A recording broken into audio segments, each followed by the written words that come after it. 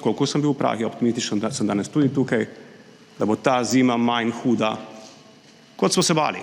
In veste zakaj? Zato, ker se je našel konsenz na nivoju Evrope, da kako je treba pomagati, na kakšen način je treba poseči na energetske trge in na kakšen način se bo iskalo rešitve za pomoč industriji in prebivalstvu. Vem, da danes marsikdo živi pod stiski in vem, da marsikdo se danes sprašuje, ali bomo imeli to zimo dovolj energentov. In namenoma uporabim tudi to priložnost, da to ponovno ponovim. Ne samo, da bo energentov dovolj, ne samo, da so cene že danes regulirane in da se ne morejo zviševati za ključne energente.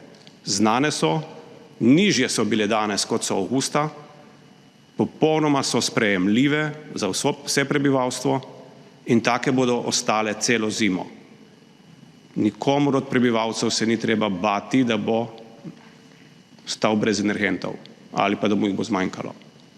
Kar se industrije tiče, tudi javnega sektorja, ne sklepajte nobenih pogodb za prihodnja leta do konca tega meseca, ker bodo pogoji kasneje bolj ugodni.